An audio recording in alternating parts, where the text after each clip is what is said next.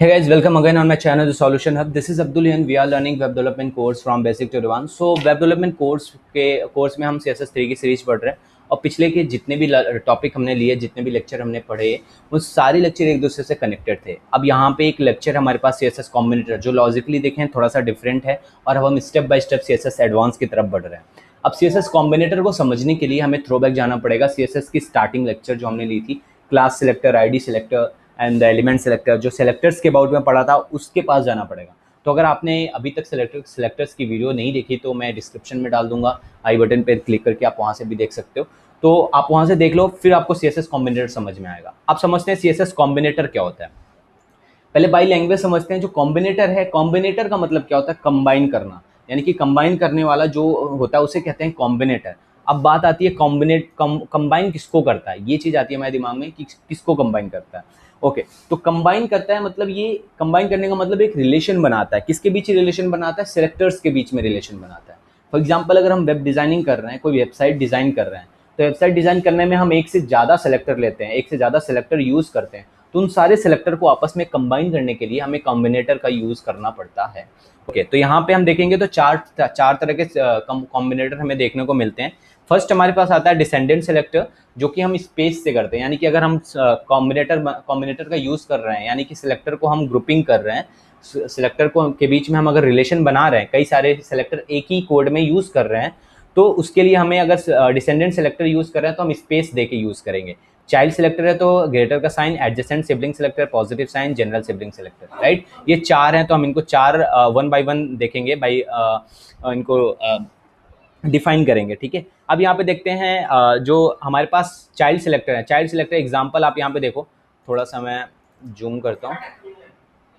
Okay, जो हमारे पास descendant selector हैं, तो फर्स्ट ऑप्शन देखो, जैसे कि आपके पास एक डिव है, डिव के अंदर कोई पैराग्राफ है, तो उस डिव एंड पैराग्राफ को एक दूसरे के साथ रिलेशन बनाने के लिए बीच में एक स्पेस लगाएंगे, फिर उसको हम डिफाइन करेंगे।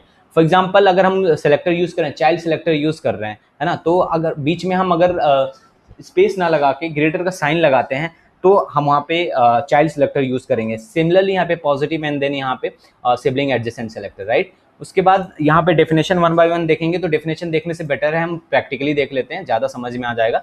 तो ओके, तो मैं यहाँ पे क्या क्या ले रखा हूँ HTML में वो चीज़ दिखा देता हूँ। फॉर एग्जाम्पल, पहले तो हमने यहाँ पे एक हेडिंग ले रखी है, यानी कि टॉपिक का टाइटल दे रखा है CSS कॉम्बिनेटर।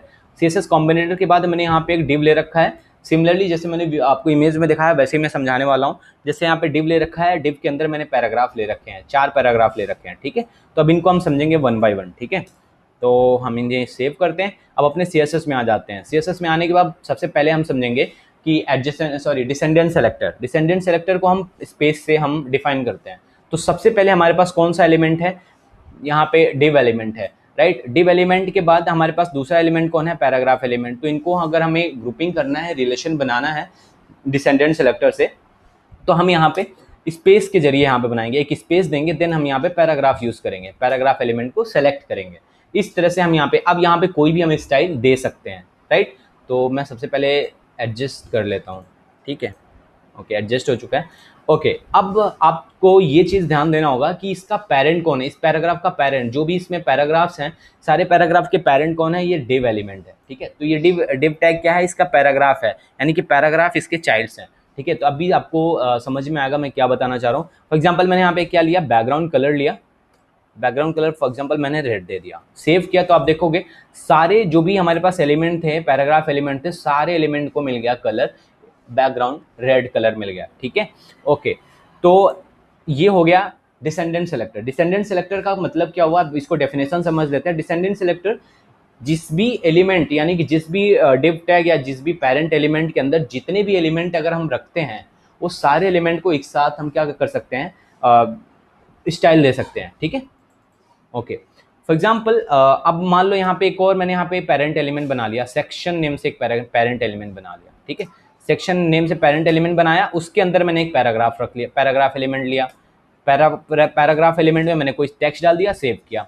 अब देखोगे ये डिपेंड नहीं कर रहा है कि ये इसका किसका पेरेंट एलिमेंट है। अब मान लो ये वाला जो पैराग्राफ है, इस पैराग्राफ का पेरेंट एलिमेंट कौन है? ये सेक्शन है, और इस सेक्शन का पेरेंट एलिमेंट कौन है? ये डिव टैग है, राइट। तो ये डिपेंड नहीं कर रहा है कि किसका ये पेरेंट है, कौन पेरेंट है, यानी कि div के अंदर जितने भी एलिमेंट होंगे सारे एलिमेंट को सेलेक्ट कर लिया इसने और बैकग्राउंड कलर दे दिया रेड, ठीक है। तो ये डिपेंड नहीं कर रहा कि कौन किसका पेरेंट एलिमेंट है। लेकिन अब जो नेक्स्ट पढ़ने वाले हम चाइल्ड एलिमेंट, वो यहाँ पे इफेक्टिव होगा, इफेक्ट करेगा यहाँ पे, ठीक है। यानी कि अब तक जो हमने डिसेंडेंट पढ़ा, डिसेंडेंट मतलब इस div के अंदर जितने भी एलिमेंट लेंगे सबको सेलेक्ट कर लिया। लेकिन अब अगर यहाँ पे हम चाइल्ड एलिमेंट पढ़ते हैं, चाइल्ड एलिमेंट का चाइल्ड सिलेक्टर को कैसे शो करते हैं, ग्रेटर के साइन से शो करते हैं, ठीक है। अब मैंने यहाँ पे ग्रेटर का साइन लगाया, जैसे ही सेव करूंगा आप देखोगे लास्ट वाले का जो बैकग्राउंड कलर है वो हट जाएगा। मैंने सेव किया, देखो लास्ट वाले का बैकग्राउंड कलर हट गया। क्यों हट गया? बिकॉज जो है यहाँ पे चाइल्ड सिलेक्टर क्या होता है, चाइल्ड सिलेक्टर सिर्फ अपने पेरेंट एलिमेंट की बात सुनता है, यानी कि आप ऑब्वियसली आप अपने माँ बाप की बात सुनोगे, अब और किसी की बात सुनोगे नहीं।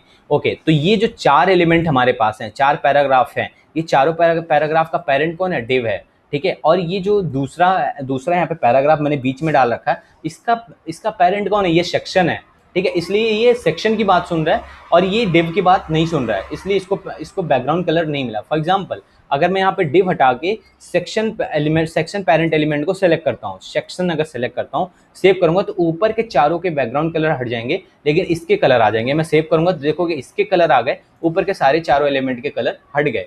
क्यों हट गए? बिकॉज अब जो हम यहाँ पे चाइल्ड सिलेक्टर यूज कर रहे हैं ग्रेटर के साइन की हेल्प से, वो क्या कर रहा है? सिर्फ इस पेरेंट एलिमेंट को ही सुन रहा है, बाकी इस डिव एलिमेंट को नहीं सुन रहा है, ठीक है। तो ये हो गया चाइल्ड सिलेक्टर। तीसरा हमारे पास आता है